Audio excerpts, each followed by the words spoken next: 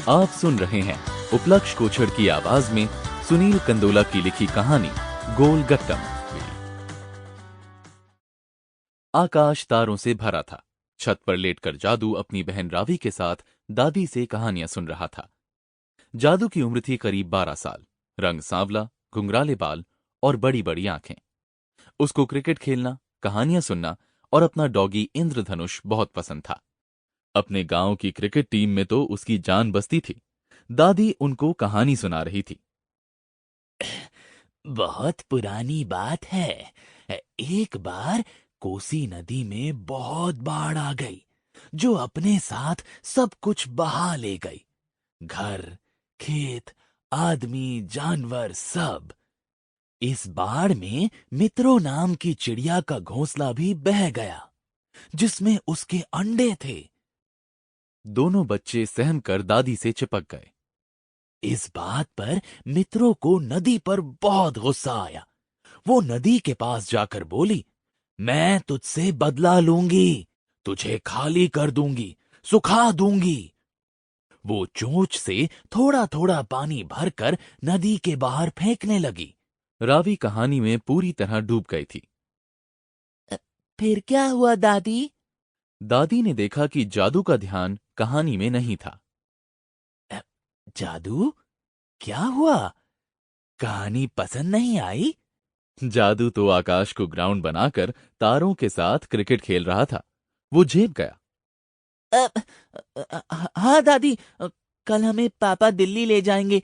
फिर हमें कहानी कौन सुनाएगा? मुझे नहीं जाना ये दिल्ली विल्ली। रावी छूटते बोली। दादी, ये झूठ बोल रहा है। आपका तो बहाना है। असल में तो इसको अपनी गोल गट्टम लक्कड़ बैटम दे दनादन प्रतियोगिता खेलनी है। ये क्या बला है?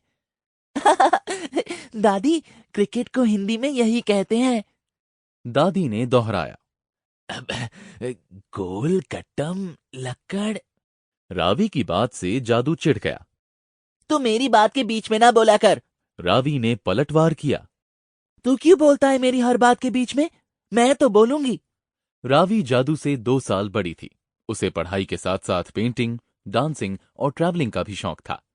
रंग गेहुआ, तीखे नए नक्श, लाल रिबन से बंधी 2 चोटियां। वो और जादू सारा दिन झगड़ते रहते थे। दादी ने उन दोनों को अपने पास बुलाया। अच्छा अच्छा, अब लड़ाई मत करो। तुम शहर जा रहे हो। वहां बड़े बड़े स्कूल, घर और मैदान होंगे। हम गांवों से शहर इसलिए जाते हैं कि बेहतर जिंदगी जी सकें बच्चों। रावी की आंखों में कई सवाल थे। दादी, क्या शहर की जिंदगी गांव से अच्छी होती है? दादी ने रावी को अपने पास बुलाया। पता नहीं बेटा, मैं तो कभी दिल्ली गई नहीं।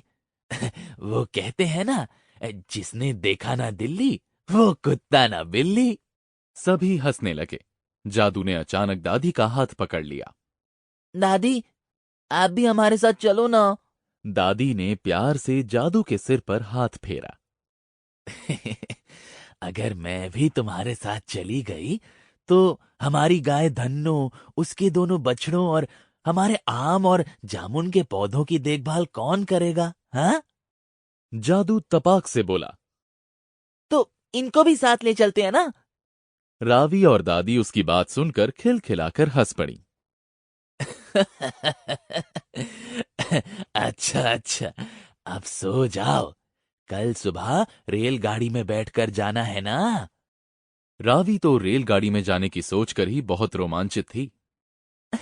हाँ दादी, बहुत मजा आएगा। पहली बार हम रेलगाड़ी में जा रहे हैं। जादू उनसे नाराज होकर अपनी पीठ घुमाकर सो गया। चांद की शिफ्ट खत्म होने वाली थी और सूरज की शिफ्ट शुरू। सुबह के सफर के लिए दादी ने पूरियां, आलू की सब्जी, लिट्टी चोखा और घुगनी बनाई। सब खुश थे, सिवाय जादू के। वो शीशे के सामने उदास होकर अपने बाल संवार रहा था। तभी उसे शंकर की आवाज सुनाई दी। अरे चलो जल्दी करो, ट्रेन का टाइम हो गया। Sample complete. Ready to continue?